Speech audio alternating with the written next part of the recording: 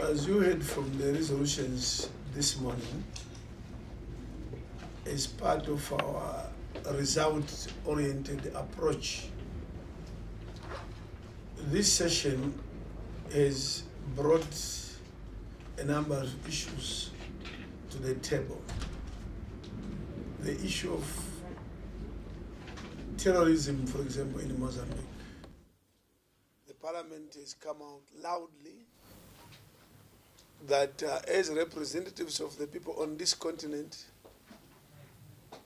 we will not accept such criminal, barbaric destabilization of the people on this continent, be it Mozambique or elsewhere. And our parliament will follow closely developments in Mozambique, and we will do and perform our duty to ensure that we engage with the appropriate authorities at all levels as representatives of the people to ensure that we do not allow such destabilization. We have resolved that the people of Africa should make their own decisions which make them move forward. There is too much interference in Africa by, call them the powers that be from the West and Europe. They are basically involved in everything, and they want to drive, even almost to the extent of wanting to tell you what your menu for lunch, for dinner, for tomorrow, for next week should be like. And we are aware that the issue of human rights terminology has been abused, as has been debated.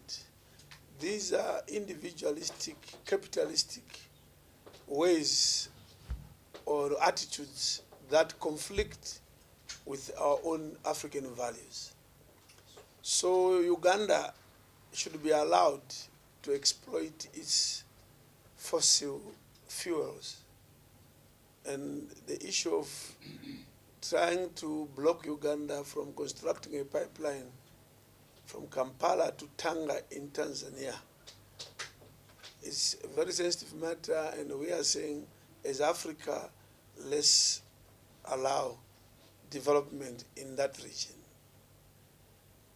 The issue of DRC and Rwanda came on board. The attitude, our resolve is that I think let's give them a chance. They are good brothers, they are good neighbors. Please, let's give them a chance to talk. We know they will reach amicable settlement. We also are very excited during this session with the news from Ethiopia. The chief negotiator, His Excellency former President Obasanjo, addressed our parliament, and he had the opportunity to narrate to us the whole terrain that they walked in the negotiations. And he used a very important statement that although he was appointed as a chief negotiator, the style was not really to impose themselves and say, we are negotiating, why don't you do what the government should do this, or the Tigray people should do this. They were facilitating. And I think that's a lesson that should be learned also from people that are claiming to be mediating peace or negotiating. That what we call the mediator or negotiator should facilitate, let the two parties engage honestly. So this session is the good news that in Ethiopia at least, there's peace, a promise of good peace, cessation of hostilities, and other measures that are being taken. That's good news, because as you are aware, during this session, we had 2 days of debate on issues of peace and security on the continent of Africa. Across the continent, from Mozambique, where we have terrorism, you go across to South Sudan, where we have other issues, you move across to Sudan, where people are still not happy that they've not gone back to democratic rule. You go to Burkina Faso, look, the coup against the coup. You go to Mali, you go to Guinea Conakry, just to mention some of the hotspots. We dedicated 2 days to this topic.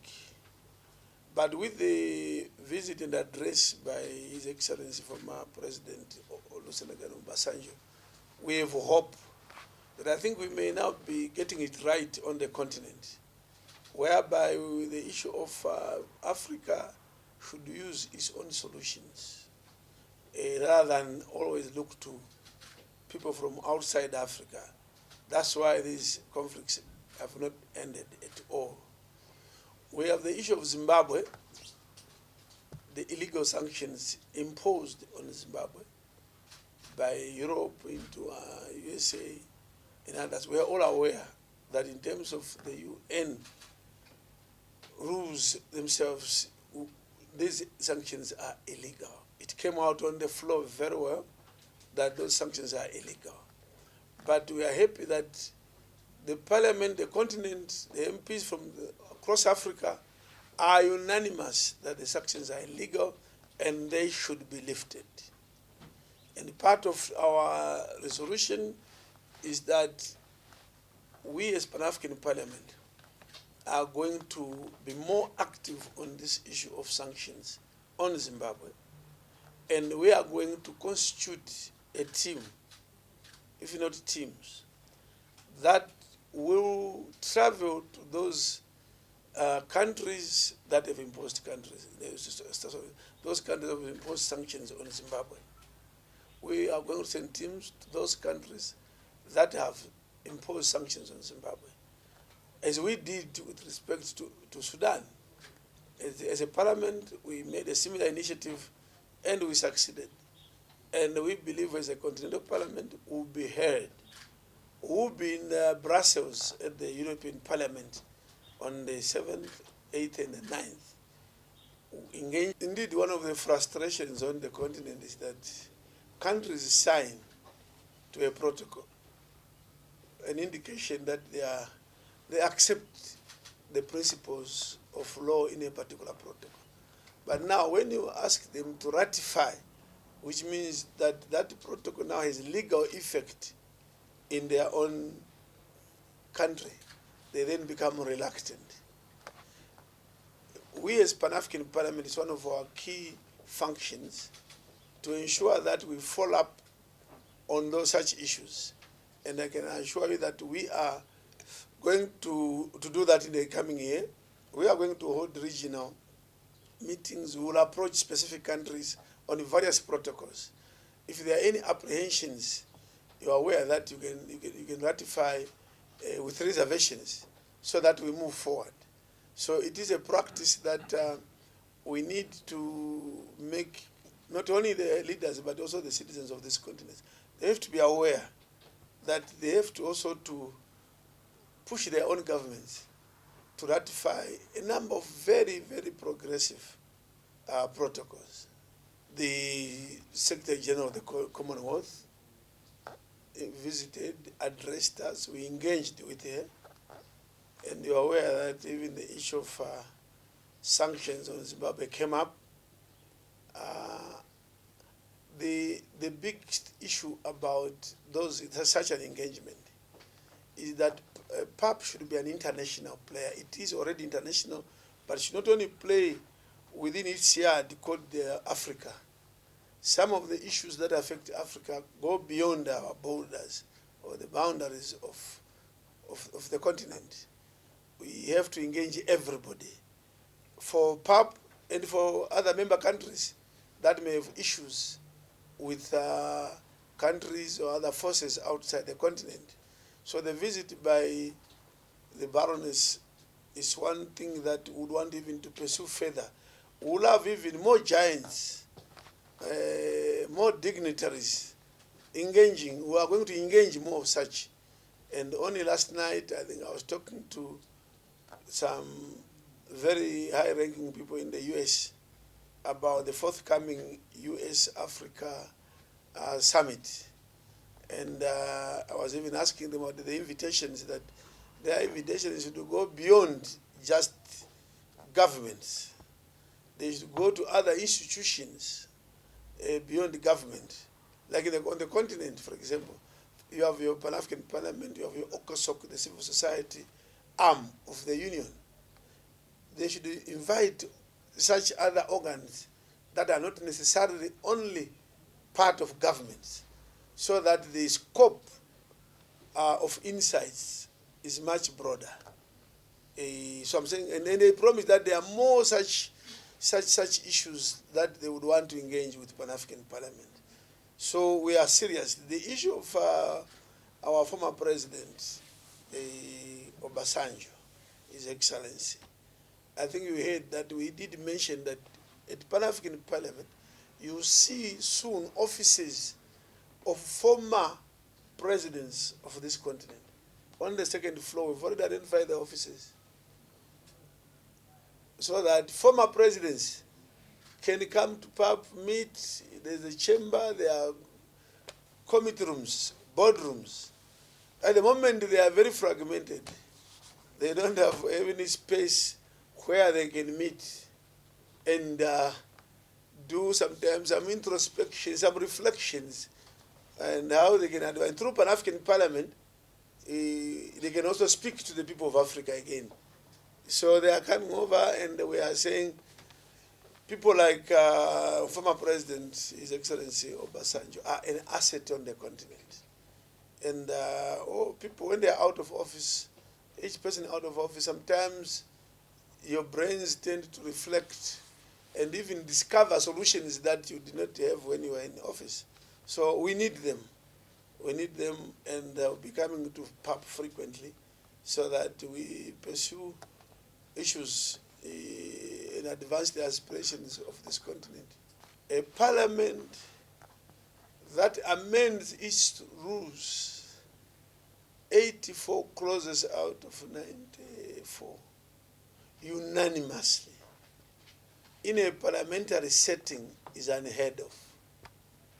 Is unheard of. There would always be acrimony and voting, but we employed a methodology that has been described by Professor Matole Mosheka as the African way of resolving disputes, which is consensus building, harmony, not the Western model where there are winners and losers. So that shows that Pan-African parliamentarians have now come together. They now have a common purpose, which was lacking previously. We used to fight, making noise, many based on which region, which language, whether you are Francophone, Anglophone, Lusophone. You see, that has died. That has died. You can see that in this session, that we have killed. And that is the trajectory we are going to pursue. And you heard that when I presented as president my report, it was a performance report. We are emphasizing that this issue of activity-based, just people saying we met in a workshop. So we are working. No, what the workshop about? We want deliverables, the actual results. So you will see that we are now, tomorrow, for the next 2 days, we are going to be in a strategic planning workshop. And for the 2 days, we'll be saying, what are the key outputs from each committee? And how do these outputs impact on the citizen of Africa? We are not going to focus on meetings, number of meetings, number of workshops, no. On what does the citizen of Africa expect for trade committee. People want to see that all those bottlenecks between countries are removed. And we need to identify them, see them, and say, no, remove this. Through model laws, the issue of visas, for example, is a big one. And we heard even from sports. You know, when those people in the Africa Cup, that competition by our teams on the continent, you know, for the whole year, you are competing at continental level. Sometimes by the time the visa comes out, the plane is gone. A player is left behind. And by the time you finish the game, you have to rush out quickly because you have been given 3 days because you arrive today, tomorrow you play. After playing, please leave. If you delay by another 2 extra days, that player is stranded. There is no visa. All these things, our parliament is now going to engage in these things that are at the heart of our people, those we are going to interrogate. So it's about performance orientation now, results, and we will be sharing with you what sort of results we are achieving as we move forward as Pan-African Parliament. If I were to ask my secretary, she would bring a copy. We have, only yesterday I had it on my desk. We have a memorandum as Pan-African Parliament with the 6th region, memorandum of understanding. We work with them. We know them, they know us.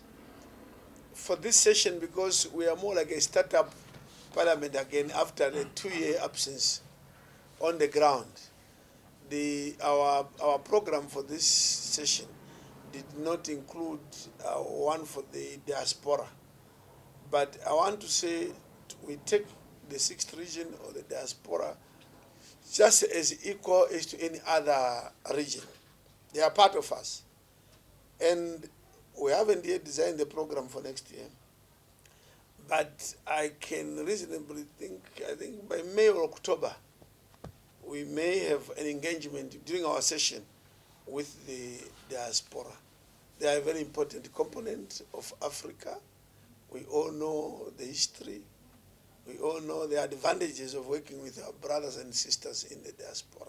We are engaged with them, and soon you'll see them in our chamber, again taking our previous resolutions further.